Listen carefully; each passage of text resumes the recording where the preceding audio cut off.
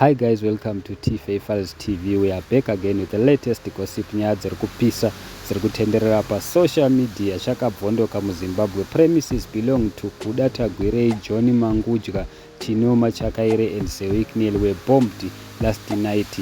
Hakusi kudliwa rinopisa guys, chakabvondoka. Gezana nyoka yemabhunu vari kudedzera kuti ngavabude. Munongozviziva mega vari kuti ED must go terror. Izvo zvindichitaura kudai so. Kufamu yaMangudya garage famu yaMangudya ku service station yake yeMutare Road iyo andi mazvinzwisa yeMutare Road unana Goromonzo yabombwa. Izvo zviri kunganduma moto, izvo zvinichitaura kudai so andi mazvinzwisa. Office yeStarling yakare yechigananda ichi andi mazvinzwisa ka iri kuNewlands uko andi manzwa yeStarling yechigananda chikuru ichi yachivayo yabombwa. Izvo yabombwa, iri kunganduma moto andi manzwa yabombwa usiku andi manzwa.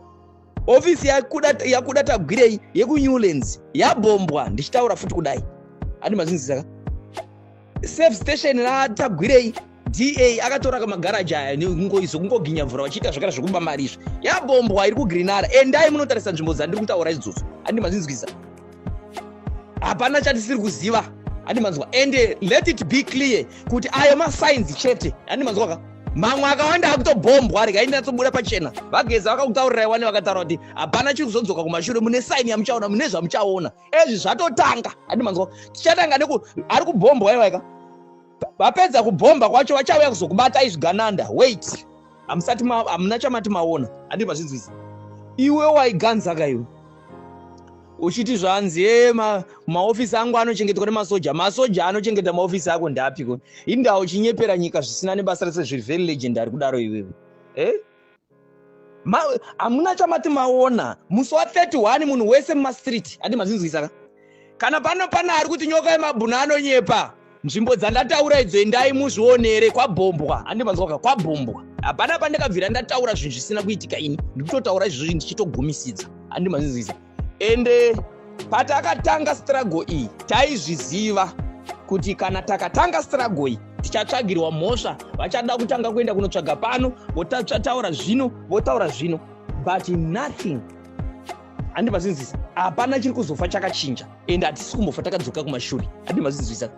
Musi wa31 munhu wese mumastreet musatyisidzirwe. Kana vakanyora tutsamba twavo itiko tovanonyora hatubatsire andi mazvinzwisa. Hatuna zvatinobatsira. Uri kunganduma moto izvezvi andi manzwa ya zvigananda muri pama1 ezvi muri tori pama1 mabhomba muchanatsa aona mati maaona here. Aiwa muchaona emhando nemhando netype inge vageza vakakutaurira vanhu kuti chachaiwa vakakutaurirai kuri kunganduma moto kwabombwa kwese kwandiri kutaura nezvako izvozvo zamuspeak. Endai munozvionera andi manzwa. Saka vana veZimbabwe musadzoke kumashure andi manzwa. Hapana chiri kumbofa chakadzoka kumashure. Vamwe tikuona kuti vanenge vakurasa hope vachifungira kuti hanzi vakati vachinyeperwa zvavanenge vachinyeperwa. Zvatiri kutaurira izvi ndizvo chokwadi. Munhu wese mumastreet andi manzwa musi wa31 Mnangagwa is gone. I'm sure mazvinzwira mega zvataurwa nenyoka yemabhunu. In Nyanga 6, Zimbabwe National Army disappeared with AK-47 during training. Saka chakabvondoka kusi kudliwa rinopisa. Thank you so much.